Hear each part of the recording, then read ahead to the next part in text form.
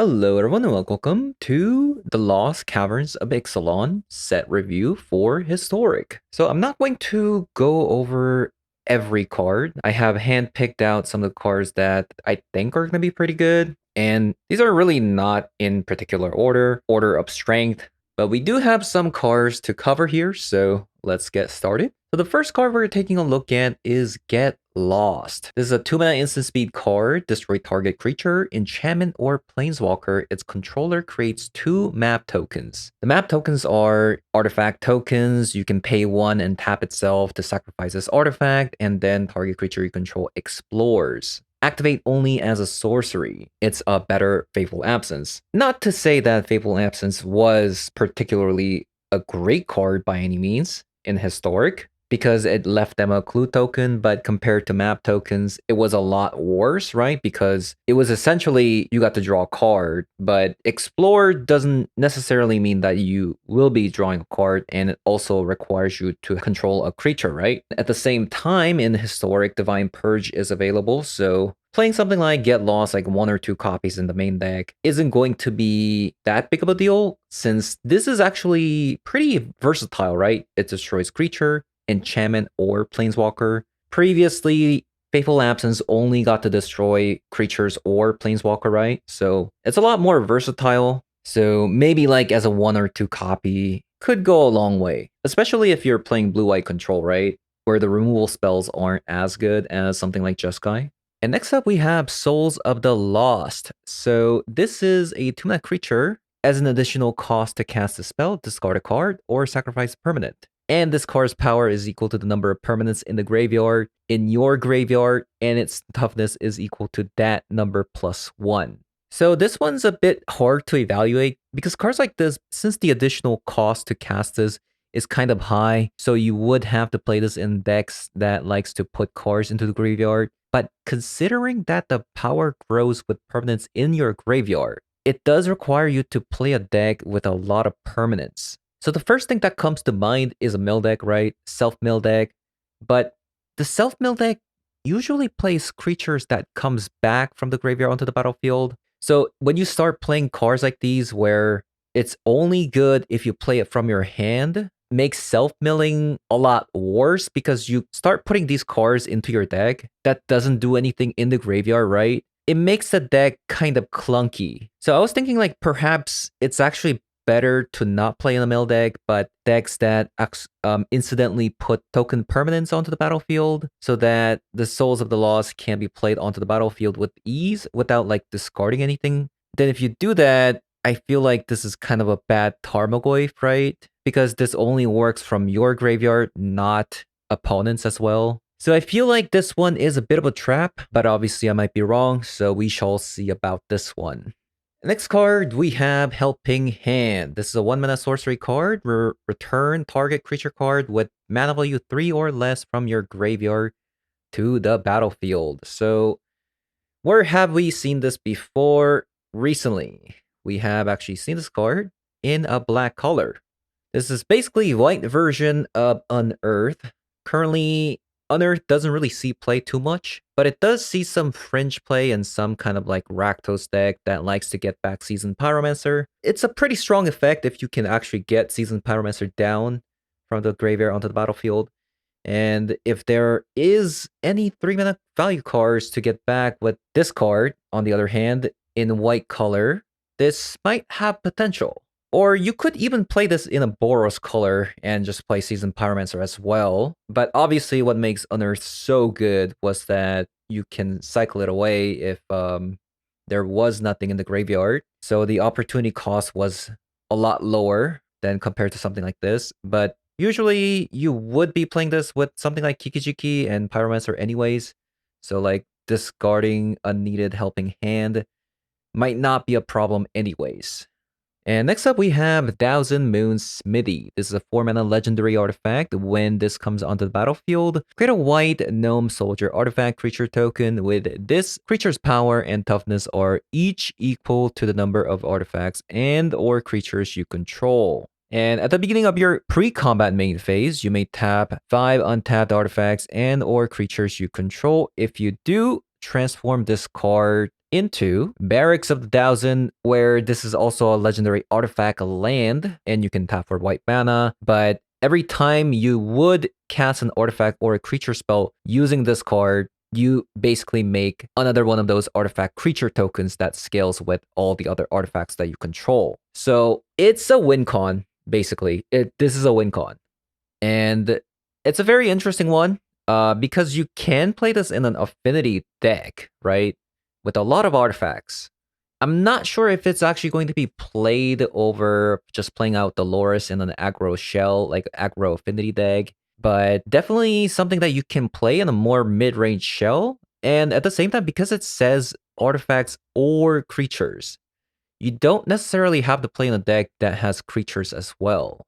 So for example, you could even play in decks such as Eggs type of deck in best of 3, where if one of your win con gets shut down, you could play this card as another separate win con to create a bunch of big artifact creatures.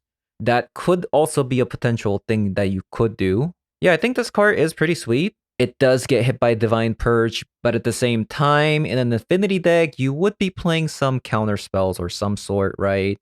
To kind of prevent this, so I think this one definitely has some potential.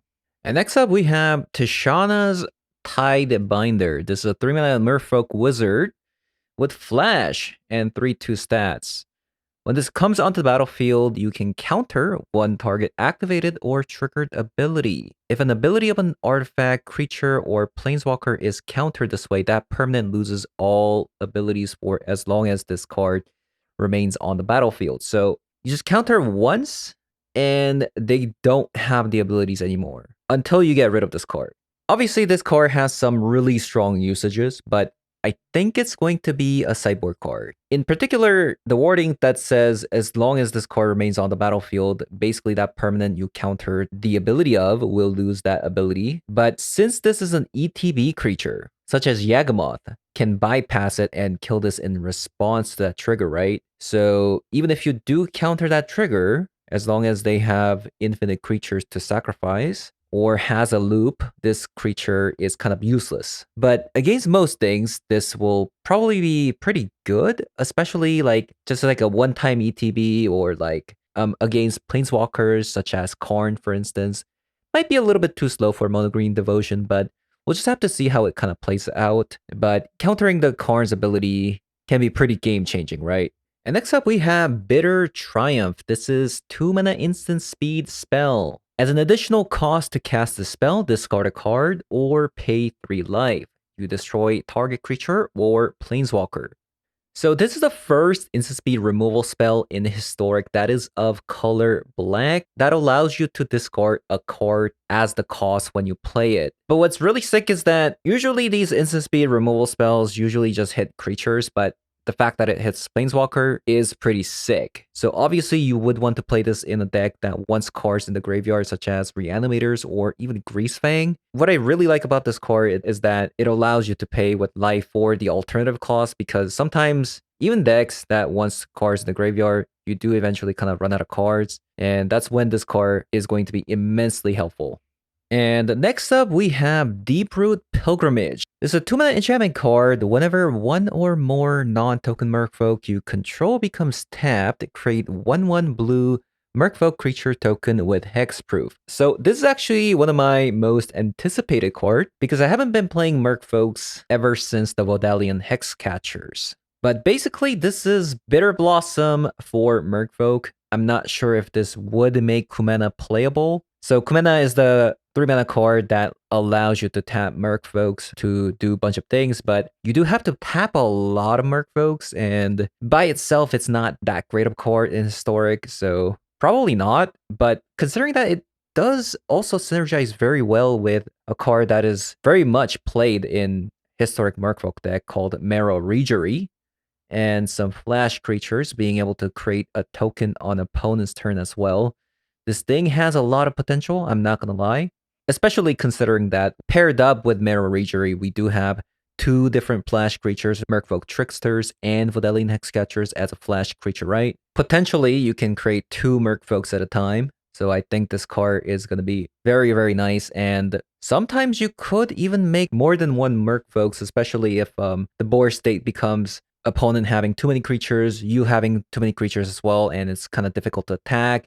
And if you have some Mirror Regeries, you could potentially tap your own Merfolk as well in generating one Merfolk token. But chances are, if they don't have too many creatures, you could just tap your opponent's creature and just attack anyway. So we'll have to see how this one turns out, but I think it's going to be pretty nice.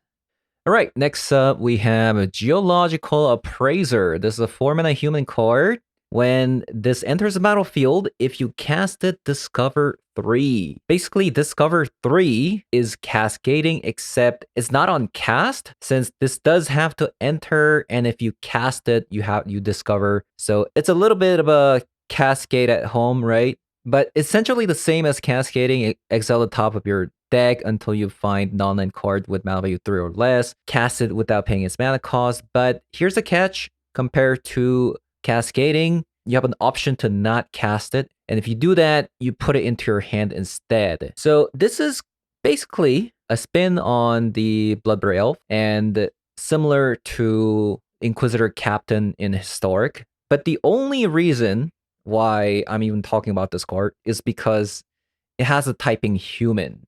So you could play this in a human deck. So along with Inquisitor Captain and Geological Appraiser, you don't have to splash green just to play Collect the Company, right? So yeah, I do think this card is pretty sweet. I'm definitely going to try this one out. Is 8 copies of this effect too much? I don't know. Like 4 copies of Inquisitor Captain, 4 copies of Geological Appraiser, right? We'll have to see. And next up, we have Tarian's Journey.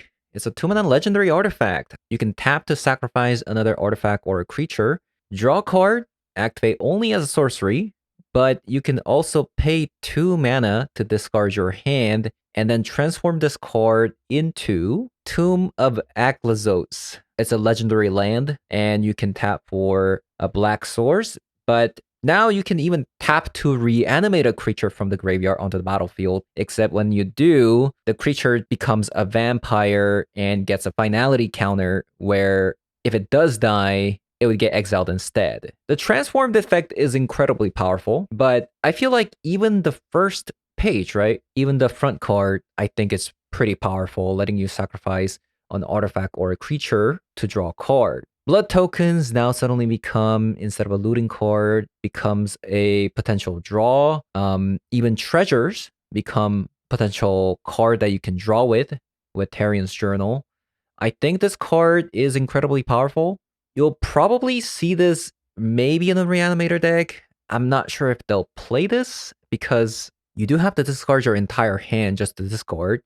I don't think you want that, but you might actually see this in Rakdos midrange, because not only is this kind of a value card, value engine, but you can later on get back creatures that have been destroyed, right? Like by itself, that's kind of powerful. And if you do run out of cards, I think this is just another way of getting more value out of it, right?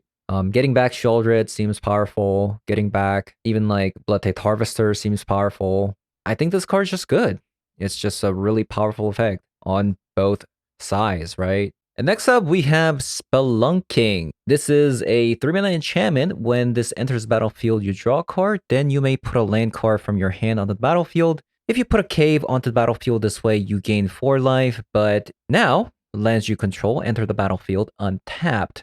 So the first thing I said in Discord, we do have a channel Discord. The first thing I said was a new gate support ? And I think this card actually has a ton of potential. And I think this might actually make gates competitive.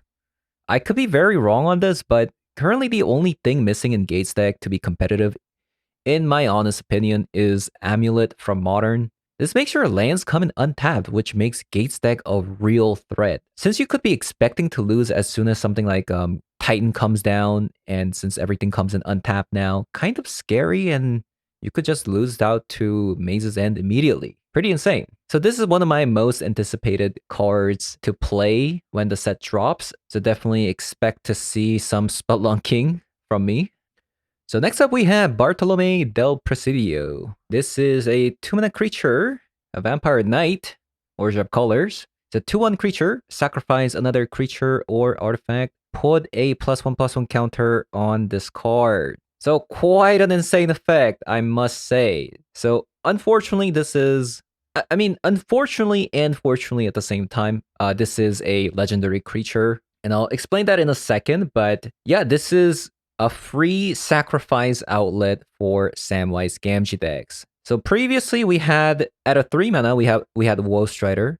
Sometimes it kind of was a little bit more expensive, but at the same time it was actually such a good creature, right? Because it created 2 creatures at the same time, which you could take advantage of using the Convoke Tutor. And some decks like to play like a 1 copy of Yagamoth in case the Wolf Strider did get shut down. But now we have another card that gives this deck a free sacrifice outlet, and quite a threat at that too, because this one keeps growing, but at the same time, you can also sacrifice artifacts as well. So like a spare food token that you're not using, you could get in there for a little bit more damage, right? But because this is also a 2-mana card, ditching Woe Strider lets you play a companion called Loris, which also seems pretty good in itself. And since this is a legendary, means that it doesn't get countered when you cast from a Delighted Halfling, and you can also get it back with Samwise Gamgee from the graveyard. So that is the upside that I wanted to talk about